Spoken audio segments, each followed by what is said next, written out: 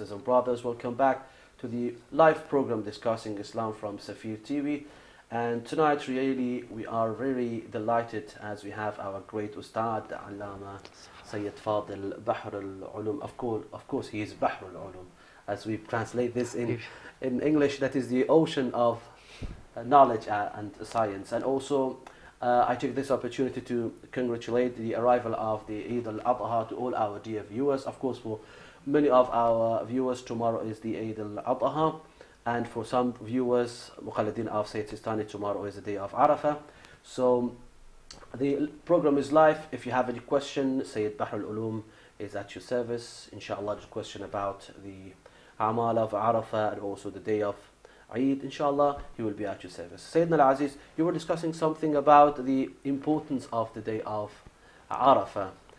Of course, I'm really sorry because I caught you because of the break we had. So you can carry on with the subject you were speaking about, the day of Arafah, and also especially about the A'mal of Arafah. Yeah.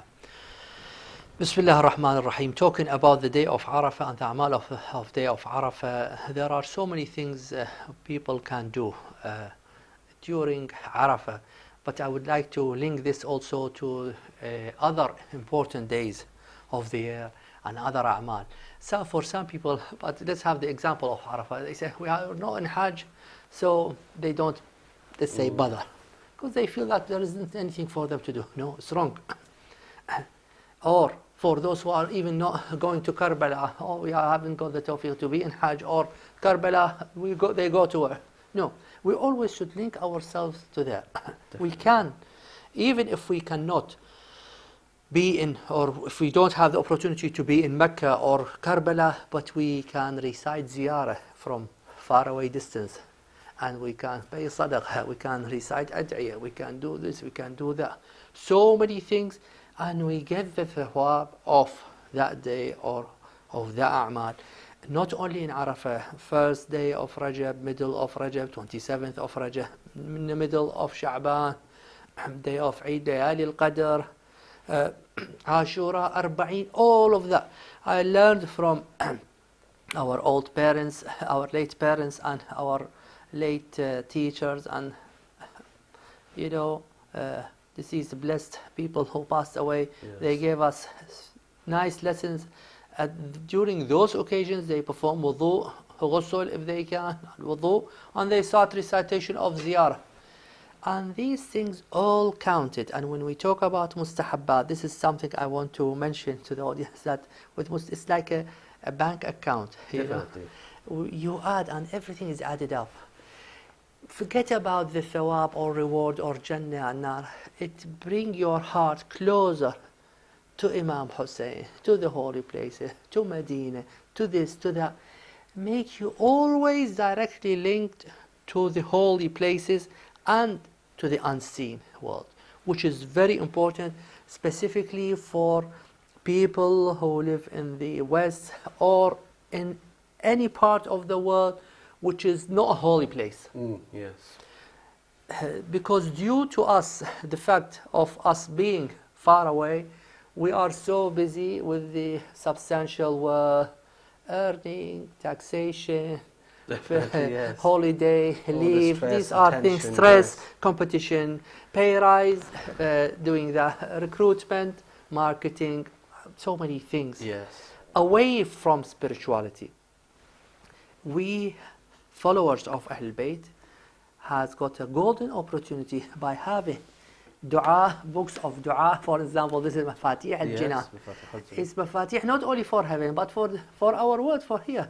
Because the more you go through Ad'iyah, you feel that you are in Karbala, you are in Hajj, you are, and that probably gets you closer to the spiritual world. And it's not only good for the other world, Alam al-Akhir, but it's good for ourselves now. Because the closer we are to spirituality, the more secured we are, the happier we are, the more pleased we are, the more relaxed we are, the less depressed we are, and so on and so forth. Definitely. And then we deliver better, and we can work better, and we can even deal with our family, parents, children, whoever, colleagues, in a much better way. So everything becomes healthier. Like now people, you find them go to have yoga lessons, cognitive behavior therapy program, CBT, this, that, counseling, Definitely. spending a lot of money here and there. Let's not talk about the haram thing, about going to God knows where after, Yes. and then end up even, hopeless. Yes. Alhamdulillah, we are blessed. We're having dua, words of ma'soom, ziyarah, and then we feel so relaxed and happy, and we can perform better. So this is something very important I would like to mention. So when we get to the day of Arafah, we got first the ghusl, ziyarah of Imam Hussein, few small du'as, if for those who hasn't got enough time to recite the long dua of Imam Hussein, even if you can't recite the whole dua, recite little bit of the dua, recitation of Quran, Sawm, fasting. It's one of the great days of fasting, like the whole Ard, Al-Mab'ath, and Arafah. Arafah is very important to fast. All of this and if we can't do fast, okay, no problem, do ziyarah. Can't do ziyarah, perform ghusl. It's not. Some people, they said, I don't have time to ziyarah. I feel cold. I will catch cold if I don't do ghusl. Then they do nothing. No, please, give it a break. Try to. Don't feel that you are far away from spirituality. And the more you do, it brings you closer and closer. Pay sadaqah, say salam, and say hello nowadays. They say to friends and relatives. Same thing in Eid, when we do As'ad Allah ayyamakum, taqabbal Allah a'malakum. This has got, we will have the opportunity of greeting the mu'mineen, shaking hand. All of that is good thing. We have Ghufran Dhunub, blah, blah, blah. So many things. Plus, we should make best opportunity or make the best use of that opportunity to perform dua on that instant. Good. Allah would like us to perform dua. I am sure that all of us probably has practiced at some stage that the more dua we do, the more ijabah get. Some people, they said, no, I can't repeat myself. Allah knows about my niyyah. But this is Allah would love us to do. Like when you have a friend, just on our daily life, our friends has got, run parties, gathering, ijtima', hafla, whatever you call it. Why don't we go? No, we wait until they invite us. Definitely. The invitation has to, if they phone us, definitely we will go. If they send us a WhatsApp message, maybe. Yes, somehow. That means communication is important. Allah would love His abd to communicate with Allah through dua. So even if we repeat, it's no matter of repeating ourselves or we are bothering the malaika. No, it's not like that. When it gets to unseen world, it's completely different. The more we talk, the better. The more we ask, the better. I'm sure for those who's got children, we can feel it when the child asks for something. It's got specific meaning or kind of taste. And sometimes even when a friend, you like the friend to ask you for something or the partner. Same thing with dua. So all of that ends up to the best opportunity, best timing to perform the dua, how to perform the dua, and where and how, and what are the things we do before and after. Good. Very good, Sayyidina.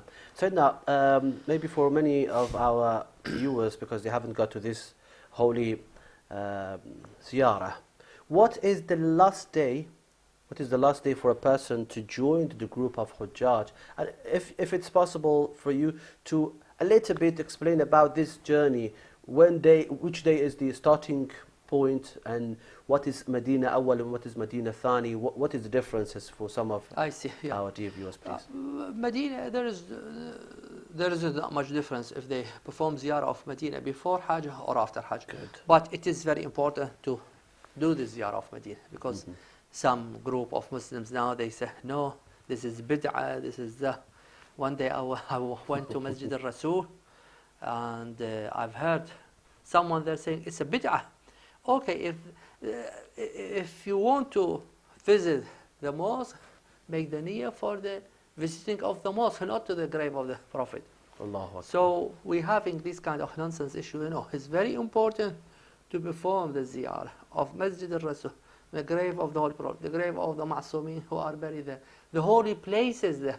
And going back to our old friend spirituality, by performing ziyarah of the masajid, Masjid al-Quba, Masjid al-Qiblatayn, Masjid Raddat al-Shams, there are sites, unfortunately now they are closed, but I'm sure the Hajjaj can go nearby. Mashrabat Ibrahim, the place where the Holy Prophet used to go there to relax and to pray. The place of Maria al-Qibtiyya, salamullahi alayha, and the mother of Imam al-Rida, salawatullah salam alayha as well.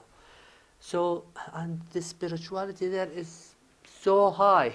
I hope that the Hujjaj, when they go there, they remember us. I asked some of them to precisely to be there. So these are all important. But then let's go into the Amal of Hajj. Most Hujjaj, they prefer to go to Medina before Hajj, because once they finish their Amal, they would like to go home. But to go to Medina after that is no harm. Then when it gets to Hajj, we got three kinds or types of Hajj. Hajj al-Tamattu' and Ifrad and Qiran. Ifrad and Qiran, let's not talk about it now because it's complicated. Yes. For locals and people who have got specific conditions, not only for locals but specific conditions. Most of us, most Hujjaj, they perform what's called Hajj al-Tamattu', which is Umrah al-Tamattu' and the Hajj itself.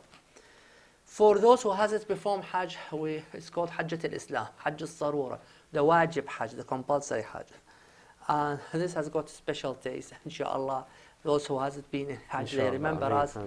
But then let's talk about the Hajj in general. Hajj is Hajj, and Umrah al-Tamattu' and the Hajj, Amal al-Hajj itself. Umrah al-Tamattu' is Niyyah, Ihram from Masjid al-Shajara if they're coming from Medina. If they come from different areas,